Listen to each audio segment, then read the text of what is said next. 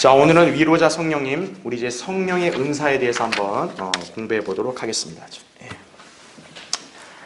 오늘은 이제 우리는 성령의 은사에 대해서 이렇게 좀 개괄적으로 이제 성경에서 어떻게 이렇게 설명하고 있는지 이 말씀들을 좀 이렇게 살펴봐서 우리가 일단 체계를 잡고요.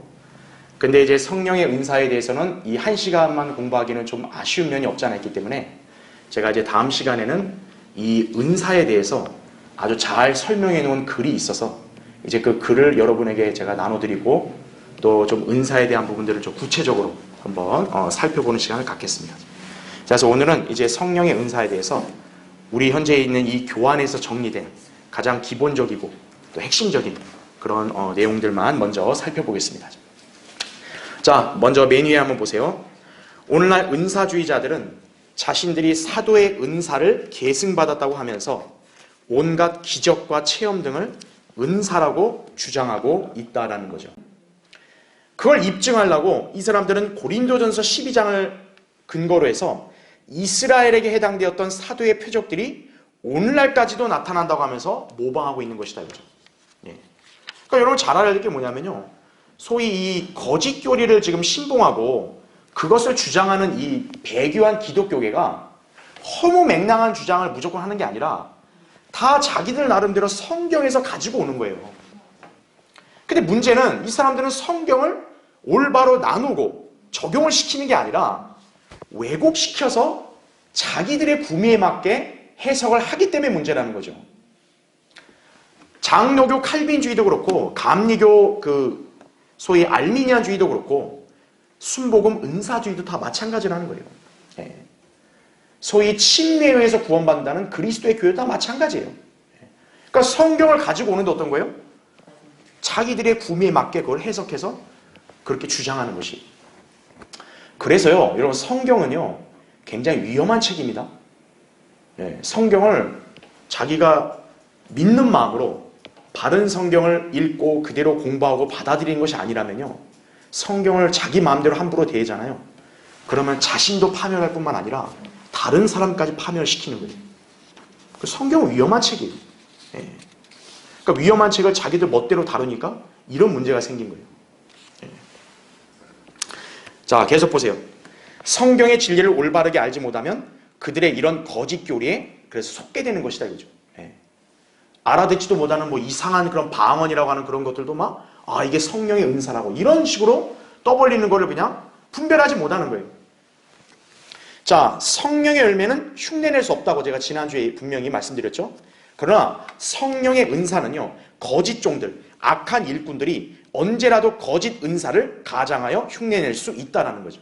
그래서 성경은 그런 자들을 거짓 사도들, 자칭 그리스도의 사도들이라고 경고했던 것이다 이거예요. 그래서 한번 여러분 먼저 찾아볼게요. 고린도후서 11장 한번 보세요.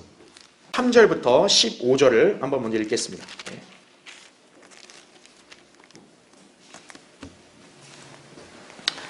자, 거기 13절부터 15절 보면요, 그러한 자들은 거짓 사도들이요 기만하는 일꾼들이요 자신들을 그리스도의 사도들로 가장하는 자들이라 이거죠.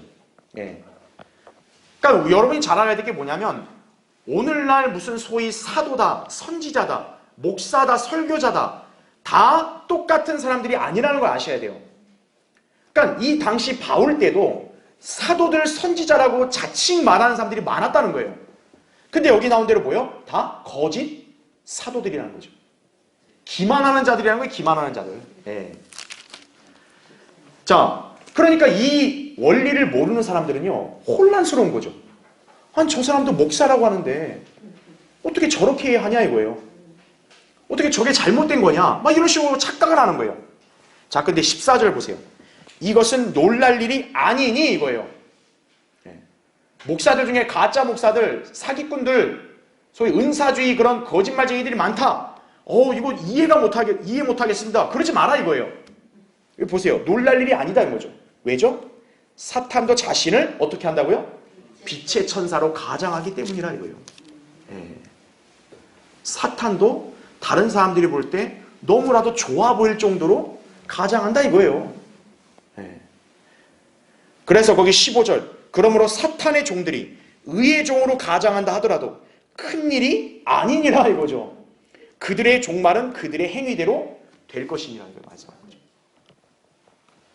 그러니까 우리가 하나님 말씀을 이렇게 변질시켜서 사람들을 파멸에 이르게 그런 은사주의 거짓 목사들, 그 다음에 소위 거짓 사도들, 이런 자들을 갖다가 당신들은 마귀에게 쓰임받는 종들이라고 얘기하는 것이 잘못된 게 아니라는 거예요.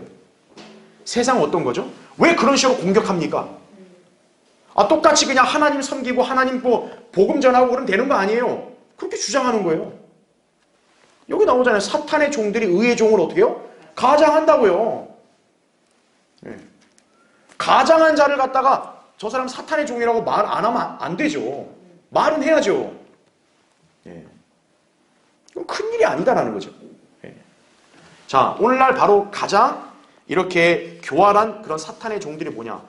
자신들이 자칭 사도의 은사를 계승받았다고. 그러면서 오늘날 자기들이 사도의 은사, 기적을 행한다고 그렇게 거짓말하는 자들이란 얘기죠. 자, 우리가 그런 자들에게 속지 않으려면 어떻게 해야 돼요? 성경적으로 성령의 은사가 어떤 것인지를 분별해야 한다는 거죠. 그래서 우리는 성령의 은사를 명확하게 잘 알고, 구원받은 성도들은 누구나 성령의 은사가 다 있어요. 자신이 어떤 은사를 하나님께로부터 받았는지를 깨우치고, 그래서 그 은사대로 주님을 섬겨야 한다는 얘기죠. 그렇죠? 자, 먼저 첫 번째 보세요. 은사의 종류, 이거죠. 자, 먼저 1번 보시면 고린도전서 12장 8절부터 10절에서는 자, 은사로서 자, 이런 것들이 나열됩니다. 지혜의 은사, 지식의 은사, 믿음, 병고침, 기적들을 행함, 예언, 영들을 분별함, 방언, 통역 등을 나열하고 있다라는 거죠. 또한 고린도서 12장 28절에서는요. 사도, 선지자, 교사, 그 다음에 기적들을 행하는 자, 병 고치는 자, 돕는 자, 다스리는 자, 방언하는 자 등을 열거하고 있다는 거죠. 자, 이것 때문에 은사주의 거짓 교리의 대다수가 속는 거예요. 봐라, 성경에 여기 다 병 고치는 교회 은사가 있지 않냐, 그죠? 그러니까 신유의 은사, 치유의 은사 행하는 거 이게 뭐 잘못됐냐? 이거죠. 봐라, 방언도 나오지 않냐고. 방언 은사지 않냐 이거예요. 그러니까 한다 이거죠. 예. 자, 왜 이들이 걸려 넘어지느냐? 거기 2번을 보세요. 고린도전서에 기록된 신약교회 은사들 중에서 자, 많은 것들이 잘 보세요. 어떻게 됐다고요? 사도시대에 한정되고 지금은 어떻다고요? 사라졌다는 거죠. 그 이유는 초기 교회 시대에 신약교회가 세워지기 위해 사도들과 선지자들이 필요했기 때문에 하나님께서는 그들을 기초로 해서 교회를 세우신 것이다라는 거죠. 즉, 이스라엘에서 이제 교회로 경륜이 넘어갔단 말이에요. 근데 교회는 특징이 뭐냐면 유대인들이란 민족으로 중심이 되는 게 아니에요. 교회는 이방인들이 어떻게 보면 거의 중심이라고. 그렇죠. 예. 근데 이방인들이 무슨 성경을 알고 뭐 하나님께로부터 무슨 계시를 받고 이런 게 있냐고요. 없잖아요. 그러니까 그들이 하나님의 가족, 성도로서 정착하기 위해서는 누군가가 기초를 닦아줘야 된다는 얘기예요. 그래서 그 기초를 누가 닦은 거냐? 사도들과 선지자들이 그 당시에 교회에 먼저 주축이 돼서 교회를 형성을 한 것이에요. 예. 자, 그러다 보니까 어떤 일이 발생하는 거냐? 사도들이 교회 안에 있으니까 어쨌든 교회 안에는 다 은사들을 가지고 있을 거 아니겠어요? 그래서 그 사도들에게도 은사가 있는 거예요. 그래서 그 사도들의 은사에는 바로 뭐가 있는 거냐면 표적이라는 게 있는 거란 얘기죠. 그래서 이 소위 치유를 한다든지, 그렇죠? 그리고 또 그 외 여러 가지 무슨 뭐 이렇게 방언한다든지 다 이런 거는 표적이란 말이에요. 그럼 그 표적이 왜 그 당시 고린도 교회에 행해졌냐? 바로 그 초기 교회의 기초가 바로 누구였기 때문에? 사도들이었기 때문에 그런 거란 얘기죠. 예. 그래서 여기에는 안 나왔지만 고린도서 12장 12절에는 사도의 표적들이란 말이 나옵니다. 다시 말하면 표적은 누가 행하는 거예요? 사도가 행하는 거예요. 예. 목사나 그리스도인이 행하는 게 아니라는 거죠. 자, 보세요. 자, 이 교회가 형성될 때 하나님께서는 기초를 누구 놓은 거예요? 사도, 선지자로 놓은 거예요. 이제 그 위에 이제 어떻게 된 거예요? 복음 전도자. 그렇죠? 그 위에 이제 목사와 교사로 뒀다는 얘기죠. 자, 근데 우리가 여기서 알아야 될 게 뭐냐면은, 자, 여기 사도 있죠, 사도. 아까 사도에게는 뭐가 따른다고 방금 얘기했어요? 표적들이 따른다고 했어요. 그럼 여러분이 의문을 가져야 돼요. 왜 사도만 표적들이 있냐 이거예요. 그렇죠? 자, 그럼 우리가 성경적으로 입증을 해야죠. 자, 표적은 누구에 위해서 하나님께서 주신 거예요? 유대인들이에요, 유대인들. 고린도전서 1장 22절에 나오잖아요. 유대인들은 표적을 구하고 헬라인들은 지혜를 찾지만 신약 교회는 그리스도의 십자가로 하나님의 능력을 나타낸다 그랬잖아요. 대상이 다르다고요. 즉 표적은 유대인들에게 주신 거예요. 유대인은 하나님께서 그들과 함께 시작할 때부터 표적을 준 거예요. 출애굽기 4장에 모세를 통해 나오죠. 모세가 물은 거 아니에요. 만약 내가 하나님의 이름으로 그 백성들에 가는데 백성들이 증거를 내라고 하면 내가 어떻게 합니까? 그래서 어떻게 했죠? 뱀. 먼저 막대기를 집어서 뱀이 되게 하고 그 다음에 뭡니까? 손으로 품에 넣었다가 하니까 문둥병 생겼다 치유됐죠. 치유가 나오죠. 바로 하나님께서는 그 치유를 포함하는 표적을 누구 때문에 주셨다라는 거예요?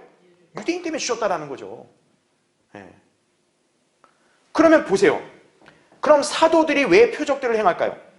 자, 표적은 무조건 누구랑만 연관지어라 했어요? 유대인들이죠. 그럼 사도들이 왜 표적을 행했냐? 바로 이 사도들이 다 누구였기 때문에 그런 거예요? 유대인이었기 때문에 그런 거예요. 예. 여러분, 예수님의 12제자들 다 뭡니까? 유대인이죠. 그리고 우리 그리스도인들의 본이 되는 사도 바울. 바울도 사도잖아요. 자, 바울도 출신이 어디예요? 유대인이에요. 그러니까 사도 바울도 어떤 거예요? 이방인을 위한 사역을 했어도 바울도 표적을 행할 수가 있었다라는 거죠. 그래서 우리가 알아야 될 게 뭐냐면 지금 고린도 교회 있잖아요. 고린도 교회에서 은사들을 얘기할 때 그 배경이 뭐냐면 고린도 교회 안에는 바로 누가 그 성도들이 있었기 때문에 그런 거예요? 유대인 성도들이 있었기 때문이에요. 그러니까 하나님께서는 유대인을 다룰 때는 표적을 주셔야 되기 때문에 거기서 표적을 그 교회의 은사로 허락하신 거예요. 그래서 예. 그러니까 여러분이 알아야 될 게 뭐냐면 이 은사라는 개념 안에는 바로 뭐도 있냐면 표적도 포함되어 있었던 거예요. 표적도. 그래서 유대인들이 성도들이나 또 거기 교회에 기초했던 사도들, 이 사도들이 교회 안에서 섬길 때 그들은 직분이 특별히 사도란 직분이 있으니까 그러니까 어떤 거예요? 표적을 행할 수 있었고 그게 교회를 세우는 뭐예요? 은사가 된 거죠. 기초가 된 은사가 된 거죠. 그래서 고린도 교회 안에 뭡니까? 병 고치는 인사도 있었고 방언들을 하는 것도 있었다라는 거죠. 그러니까 이걸 구분할 수 있어야 돼요. 그러니까 지금 고린도 교회 모든 성도들이 다 병 고치거나 방언했다는 말 나와요? 아니라고요. 어떤 성도들은 병 고치는 은사, 어떤 성도들은 방언하는 자 이렇게 구분되어 있다고요.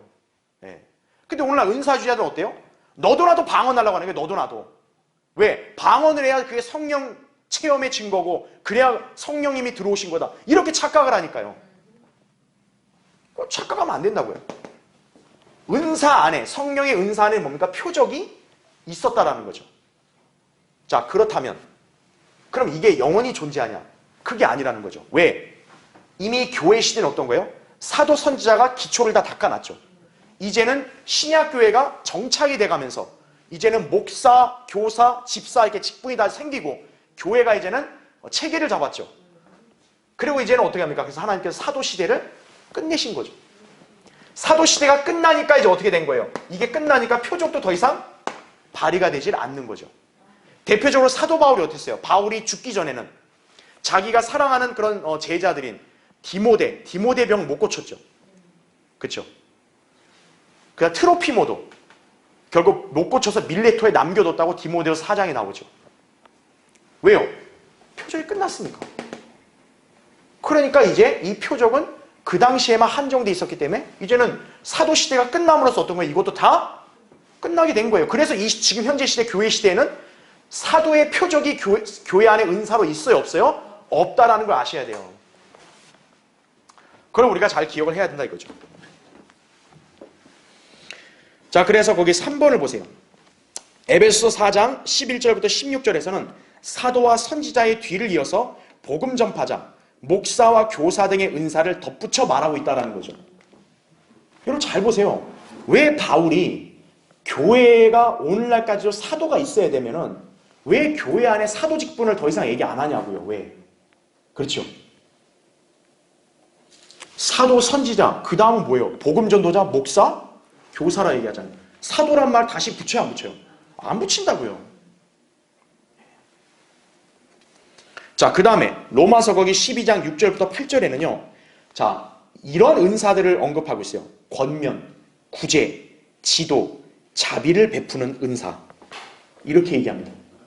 그럼 여러분이 여기서 또 한 가지 의문 되는 게 뭐예요?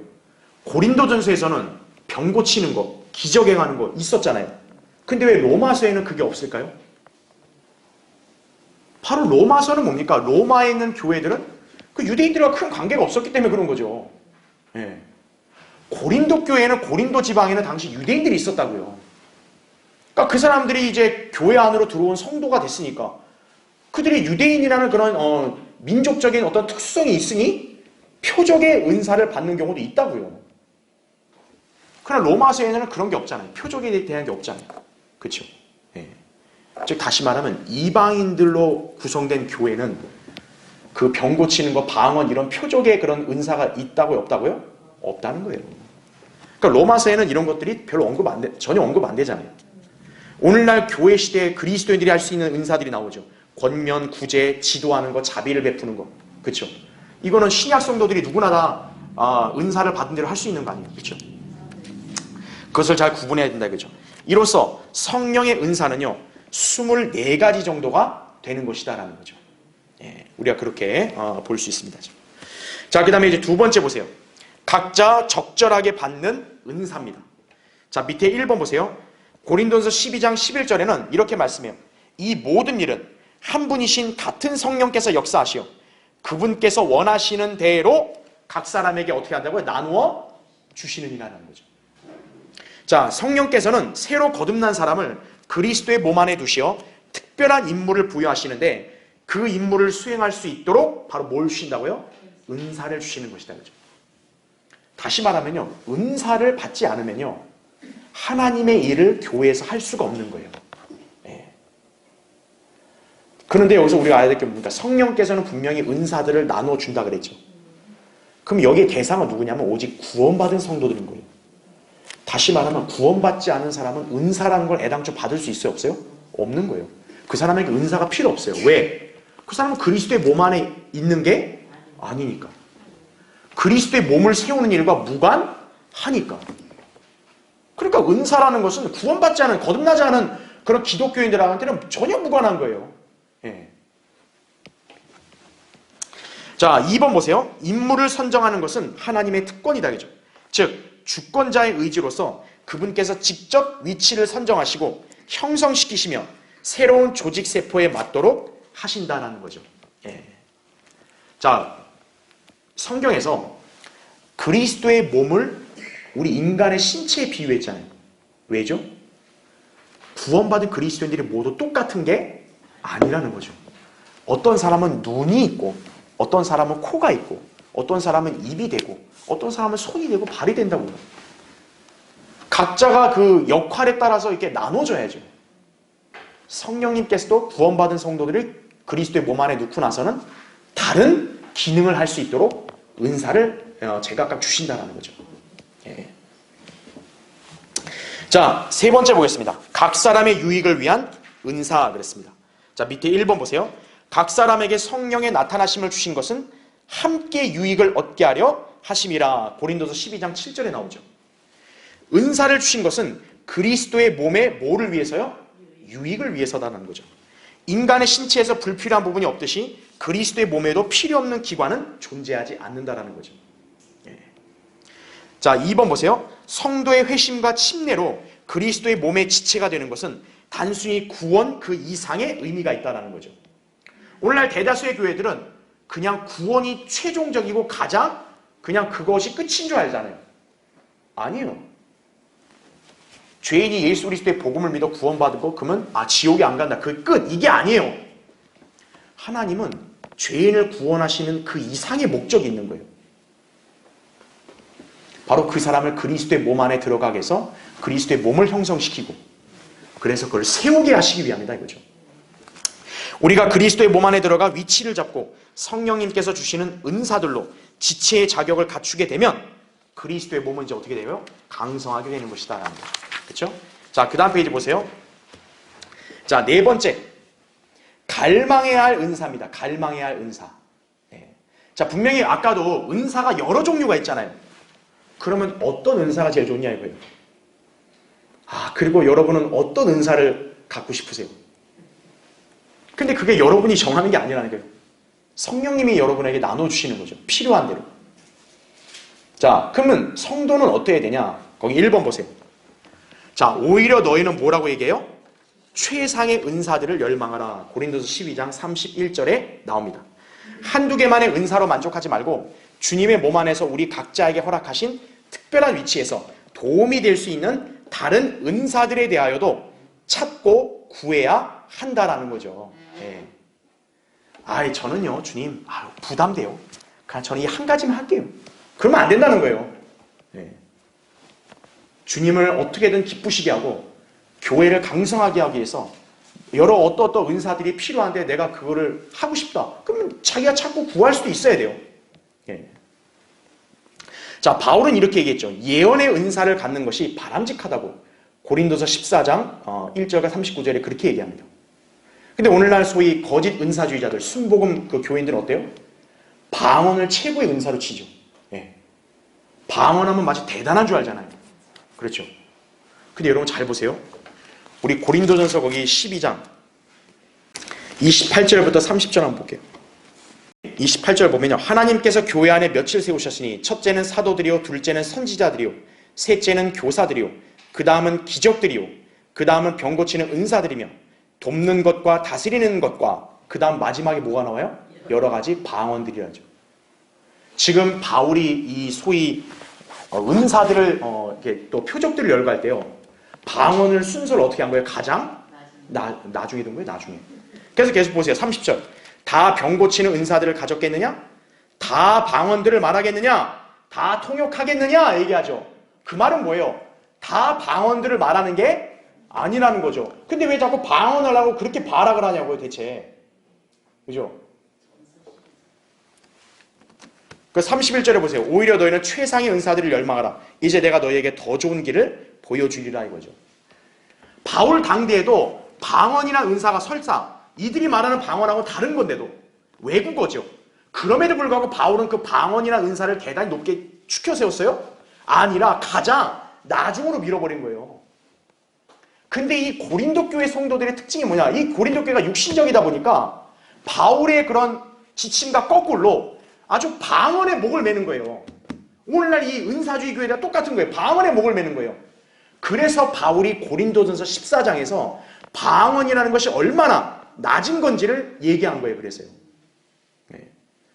방언은 결코 교회의 최상의 은사가 아니다라는 거예요.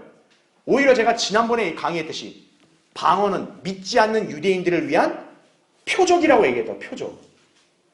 네. 바울은 그걸 방언을 오히려 이렇게 권면하고 장려한 적이 없다고요. 차라리 예언하라고 하잖아요. 예언하라고요. 네. 자, 그 교환의 2번 보세요. 마태복음 25장 14절부터 30절에 보면 각 사람마다 받은 달란트의 양이 달랐다 이렇게 나옵니다. 예. 이게 달란트가 이제 보통 이제 은사로 이게 많이 해석을 하거든요. 예. 그러니까 물론 우리가 알아야 될 게 이 마태복음 25장의 교리적인 지침은 그 환란 때 유대인들을 가리키는 거예요. 왜냐하면 달란트라는 것은 각 사람마다 받은 게 다르지만 그걸 잃어버리면 어때요? 구원을 잃어버린다고 이렇게 나오거든요. 그러니까 이거는 교리적으로는 이제 환란 때 유대인들에 해당되는 거지만 영적으로는 우리에게도 교훈이 됩니다. 즉 마태복음 25장에 보면은 어떤 사람은 이렇게 달란트를 이렇게 다르게 받아요. 네. 그래서 뭐 2개 받는 사람도 있고 1개 받는 사람도 있고 막 그렇다고요. 네.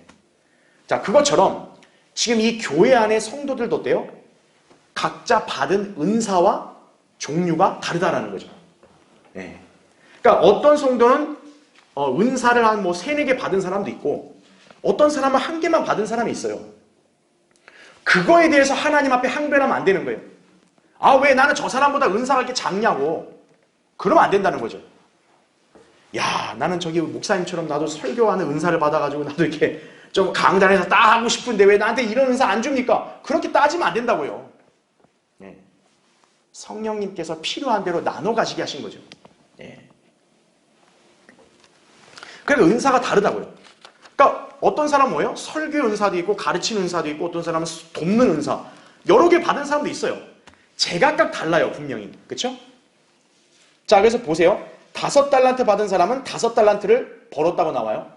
1달란트 가진 사람의 것마저도 결국 받게 됩니다. 왜? 1달란트 받은 사람은 개발을 안 해요. 그냥 그걸 묻혀놓습니다. 네. 결국 어떻겠습니까?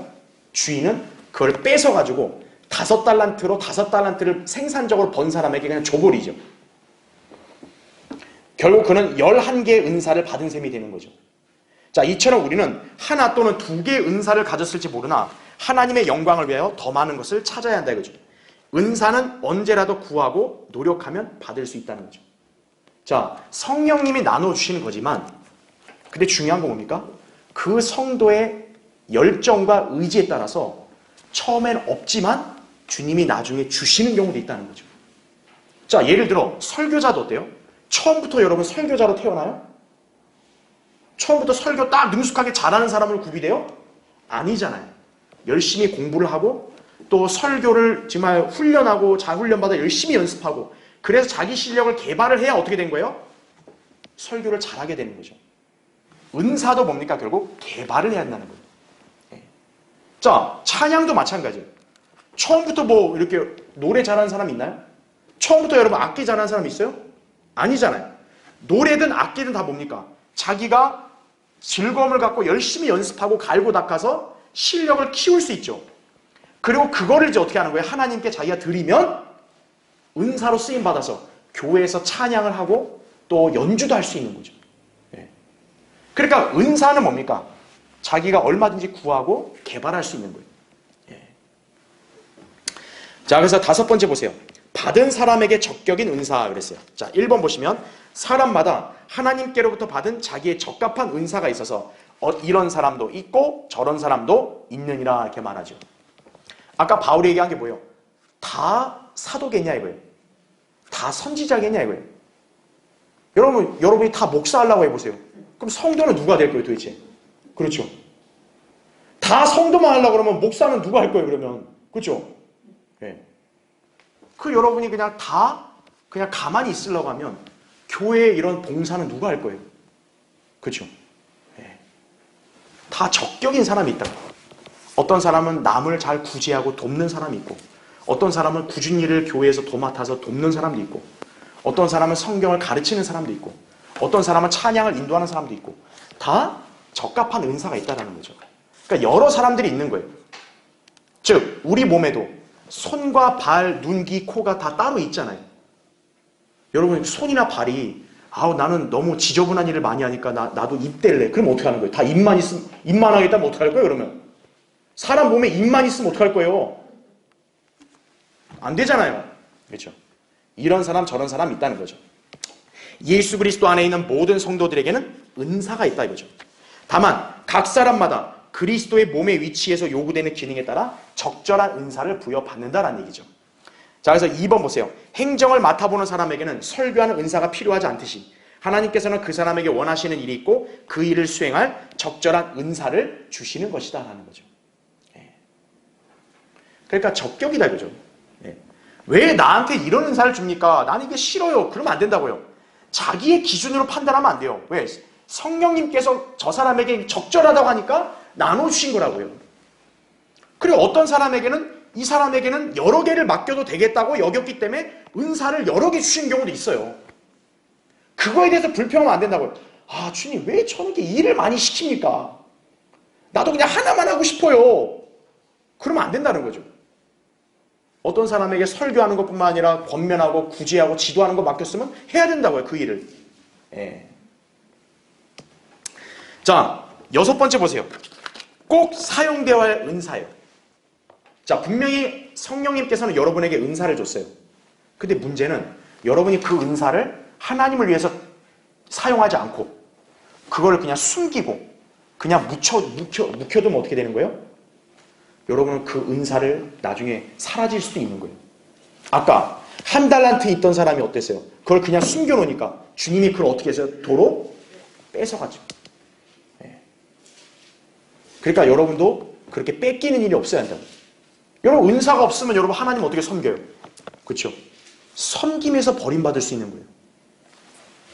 자, 밑에 1번 보세요. 내 안에 있는 은사를 소홀히 여기지 말라. 디모데전서 4장 14절에 말씀하고 있습니다. 자, 어떤 성도는 다른 사람들의 은사처럼 뭔가 대단히 느껴지거나 돋보일 수 없을 것 같아서 자신의 은사를 숨기려고 하는 사람이 있어요. 그러나 은사를 사용하지 않으면 그 은사가 녹슬거나 하나님께서 거두어 가실 수도 있다는 걸 아셔야 됩니다. 마태복음 25장 28절 아까 제가 얘기한 그대로 나오죠. 그래서 2번 보세요. 은사는 자신의 노력과 수고에 따라 어떻게 될 수 있다고요? 개발될 수 있는 거예요. 자, 예를 들어 어떤 성도가 주님을 섬기기 위해 수행하고자 하는 일에요, 재능이 없었단 말이에요. 근데 스스로 노력하여 발전시키고 능력을 개발하면 나중에는 은사로 쓰임받을 수 있는 것이다라는 거죠. 자, 예를 들어서 우리 교회에 설교할 사람이 없다고 봐요. 근데 설교할 사람이 있어야 하잖아요, 교회는요. 근데 그걸 방치해 둘 거예요? 어떤 형제가 우리 교회가 이런 상태로 가는 건 못 견디겠다. 주님, 내가 부족하지만 혹시 주님이 원하시면 그럼 제가 설교하겠습니다. 이런 경우도 있다고요. 그럼 어떻게 하면 되는 거예요? 그 사람이 열심히 공부하고 설교를 자기가 훈련받고 연습을 자꾸 해서 개발을 하면 어떻게 되는 거예요? 성령님이 그 사람에게 그런 능력을 주실 수 있는 거죠. 그러면 그 사람은 설교의 은사를 받게 되는 거예요. 그래서 설교할 수 있다고요. 그러니까 설교자라고 해서 처음부터 타고나는 사람은 없어요. 다 자기가 얼마나 열정을 갖고 하나님께 갈망하면서 그걸 개발했느냐, 그거에 따라서 주어지는 거라고요. 자, 찬양도 마찬가지예요. 아까도 처음부터 태어날 때부터 성악가나 그런 악기 연주자는 없다 그러잖아요. 열심히 연습을 해야죠. 우리 교회가 만약 피아노 반주가 없어요. 반주 없이 찬송하기 얼마나 힘들어요. 그러니까 어떤 지체가 그럼 내가 피아노 반주를 하겠습니다. 주님이 원하시면 제게 지혜와 능력 주십시오. 그리고 이 사람이 열심히 학원 다니고 연습해요. 그러면 나중에 피아노 할 수 있어요? 칠 수도 있는 거죠. 그 은사가 되는 거죠. 자, 근데 보세요. 반면 하나님께서 재능을 주셨는데 그 사람이 그것을 주님께 드려서 은사로 사용하지 않고 방치하게 되면 어때요? 아무 것에도 쓸모가 없게 되는 것이다 이거죠. 네. 내가 예를 들어 교회 안에 성도들을 잘 섬겨요. 나는 너무나 사람이 사글사글하고 친절하고 다정하면서 섬겨요. 근데 그거를 자기가 이렇게 대수롭지 않게 여겨가지고 아유 내가 너무 이러는 거는 부끄럽다 그래가지고 안 해버리면, 그러면 그 사람이 가진 재능은 하나님 앞에서 아무런 효용이 없는 거죠. 효용이 없는 거죠. 자기가 어떻게 해야 돼요? 해야죠. 은사가 있으면. 네. 그래서 다른 사람을 세워주고 위로해주고 붙돋아주는 일을 한번 해야죠. 내가 피아노 반주할 수 있다 이거예요. 아 근데 반주하는 다른 사람 있으니까 나는 그냥 안 할래요. 그러면 하나님 앞에서 그 아무 의미가 없는 거예요. 자기가 할 수 있는 시간에 하면 되는 거예요. 내가 나 찬양하는 거 잘할 수 있다고, 내가 하나님께 영광 돌리고 싶다고, 그러면 하면 되는 거예요. 근데 부끄럽다고 하면 안 할래요. 그냥 안 해요. 그러면 그 은사는 어때요? 썩혀지는 거예요. 그럼 그 사람은 어때요? 하나님께서 그런 은사를 다른 사람에게 줘버리는 거예요. 너 하지 마. 그럼 내가 이 애한테 내가 시킬게. 여러분 그 사람이 얼마나 처량하겠어요. 그렇죠? 네. 여러분 안에 주님께서 은사를 주셨다면 그거를 여러분이 소홀히 여기고 경시하면 안 돼요. 그것이 은사가 그렇게 돋보이는 게 아니라 할지라도 이 교회와 그리스도의 몸을 세우는 거라면 자기가 그걸 은사로 발휘해서 주님 섬기면 되는 거예요. 네. 자, 은사는 사용되어야 한다 이거죠. 자, 7번째, 향상될 수 있는 은사입니다. 자, 1번 보시면 내 속에 있게 된 하나님의 은사를 부릴 듯 일어나게 하려 함이라. 디모데서 1장 6절에 말씀하죠. 하나님의 나라 확장에 유익을 주기 위해서 일정한 활용을 필요로 한다라는 거죠. 그래서 2번 보세요. 하늘의 은사에 대해 끊임없는 관심과 개선을 하게 되면 은사가 더욱 향상되어 주님을 훨씬 영화롭게 해드릴 수 있다 이거죠. 또한 다른 성도들에게도 감동과 도전을 줄 수 있는 거죠. 예를 들어 저 사람 잘 못 배운 사람 같은데 오늘날 갑자기 설교를 하고 하나님 말씀을 잘 가르쳐요. 그럼 여러분 그 사람 볼 때 감동스럽지 않겠어요? 야, 저렇게 못 배운 사람도 저렇게 하네? 어떤 사람은 음악이라는 걸 못 해본 사람이 여기서 반주도 하고 찬양돼서 하나님께 영광 돌려요. 그거 기쁘지 않겠어요? 야, 저 사람이 저런 걸 하네? 은사를 향상시키는 거라고요. 자, 그래서 마지막으로 한 번 더 설명을 드리면요. 자, 하나님께서는 이 지구상에 사는 모든 사람에게 아무리 못해도 한 가지 이상의 뭘 주셨냐? 재능을 주십니다. 다. 왜요? 재능이 있어야 사람이 이 땅에서 먹고 살 거 아니에요. 그렇죠? 누구나 다 재능이 있는 거예요. 그런데 이 재능은 자기 육신의 삶을 위해서 하나님께서 주신 거죠. 그렇죠? 그러니까 이거는 하나님의 영적인 일에는 아직 유용하지 못한 거예요. 자, 이걸 이제 어떻게 하냐? 헌신을 하는 거예요. 자기가. 하나님 앞에서 내가 이러한 능력, 또 이러한 어떤 좀 작지만 내가 할 수 있는 이런 거를 드리잖아요. 그러면 하나님께서 그걸 쓰시죠. 그럼 이 사람의 재능이 뭘로 바뀌는 거예요? 은사로 이제 바뀌는 거예요. 네. 그러니까 자기가 헌신하지 않으면 어떻게 되는 거예요? 그냥 자기 육신에 먹고 사는 거에만 재능으로 묵혀 있는 거예요. 이거를 자기 하나님께 드림으로써 어떻게 하는 거예요? 이제 은사로 바뀌게 된다는 거죠. 네.